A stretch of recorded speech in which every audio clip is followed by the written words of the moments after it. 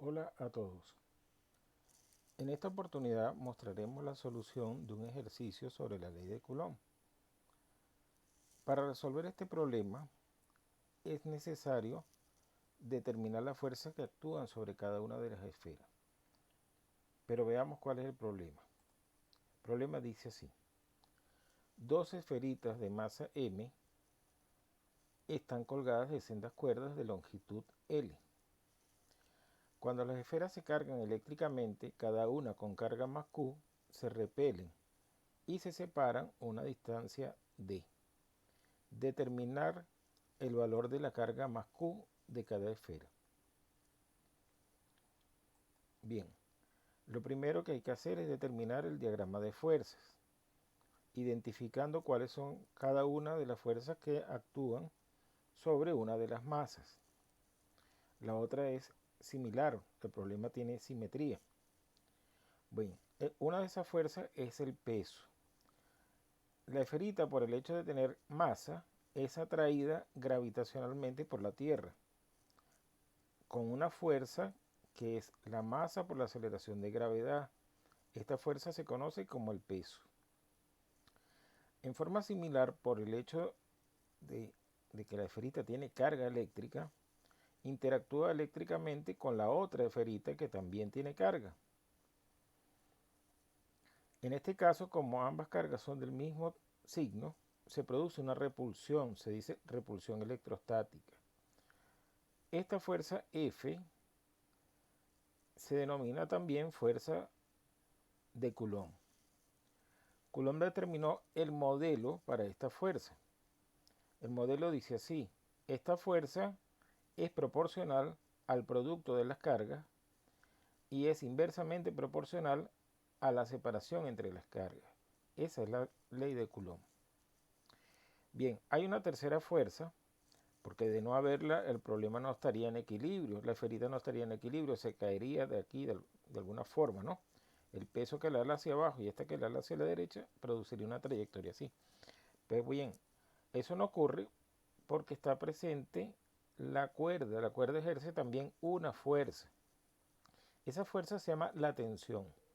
La tensión que ejerce una cuerda siempre va en la misma dirección de la cuerda, tal como lo estamos dibujando acá. Bien, pasemos al planteamiento del problema. Acá están las ecuaciones.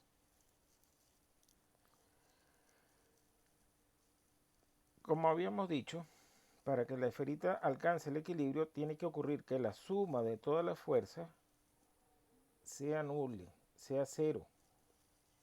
Lo estamos indicando aquí. Las fuerzas son cantidades vectoriales. Las cantidades vectoriales tienen componentes. Esas componentes dependerán del sistema de coordenadas que se elija. Acá hemos elegido el sistema de coordenadas de la siguiente manera. El eje X horizontal y positivo hacia la derecha. Y el eje Y o Y positivo hacia arriba. Bien, identifiquemos las componentes de cada una de las fuerzas. La fuerza F, el vector F, apunta en la dirección X directamente.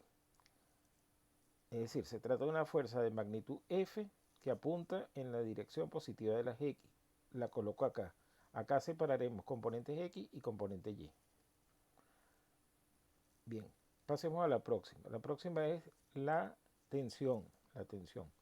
La tensión tiene componente horizontal y componente vertical. Miren que la tensión se descompone. Una componente vertical, una componente horizontal. La componente horizontal o componente X vale la tensión, la magnitud de la tensión por el seno del ángulo θ. Este y este ángulo es el mismo ángulo θ, por ser ángulos opuestos por el vértice entre dos rectas paralelas. Por eso sabemos que este ángulo es idéntico a este. Entonces, la componente X tiene una magnitud que es la t por el seno del ángulo θ. Pero esa componente va de derecha a izquierda, es decir, es negativa. Entonces aquí se coloca menos t seno de θ, acá en la X. La otra componente de la fuerza T es la componente vertical. En este caso apunta en la dirección positiva de las I y vale la magnitud de la tensión por el coseno del ángulo θ. Ya por último veamos la fuerza M por G o el peso.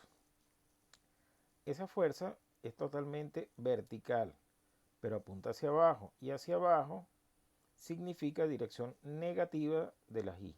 Por eso el peso vale menos mg y es la componente, la única componente que va en la dirección del eje Y o eje Y. Bien, ahora de la primera ecuación despejamos esta expresión t por el seno de θ. Aquí está t seno de θ igual a f. De la segunda expresión despejamos t coseno de θ. T coseno de θ igual a m por g. Lo que haremos a continuación será dividir estas dos ecuaciones miembro a miembro. Al hacer esa división ocurrirá lo siguiente. Imagínense que acá colocamos el signo de división. Entonces al dividir este t con este t se cancela y nos queda seno de θ sobre coseno de θ, que es equivalente a decir tangente de θ. Dividiendo de forma semejante las componentes o los miembros de la derecha de cada una de las ecuaciones, nos queda f entre mg. F entre mg. De acá, de esta expresión, podemos despejar la fuerza F. La fuerza F vale mg por la tangente de θ. Pero, acá lo hemos escrito, la tangente de θ vale d entre 2h. Entonces, en definitiva, esta es la fuerza. Detengámonos un momento acá a ver por qué la tangente de θ es d entre 2h. Vean acá. Este es el ángulo θ. La tangente se define como el cateto opuesto entre la hipotenusa. Cateto opuesto entre cateto adyacente. En ese caso será d medios entre h. El h no es un dato original, pero puede obtenerse fácilmente puesto que este triángulo de acá es un triángulo rectángulo. Entonces h vale la raíz cuadrada de el cuadrado de la hipotenusa menos el cuadrado del cateto conocido. De modo que h es una cantidad perfectamente conocida. Bien, continuemos con el planteamiento. Habíamos llegado a esta expresión para la fuerza F. Sabemos cuánto tiene que valer la fuerza F de modo que se produzca el equilibrio. Pero el objetivo del problema es determinar el valor de la carga eléctrica. Para eso necesitamos usar el modelo de la ley de Coulomb, que dice así. La magnitud de la fuerza electrostática es igual a la constante de Coulomb multiplicada por el producto de las cargas,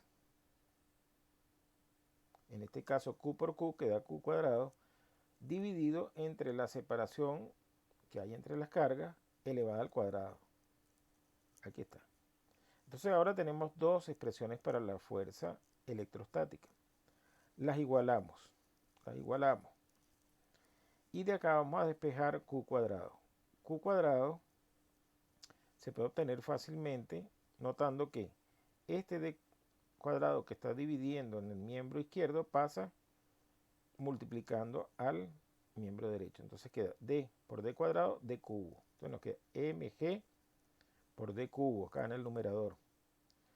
Esta acá, que está multiplicando a la izquierda, pasa dividiendo a la derecha.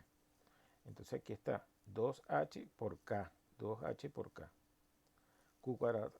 Si quieres saber el valor de q, pues toma la raíz cuadrada en ambos lados de la ecuación y de esta forma obtenemos la respuesta final.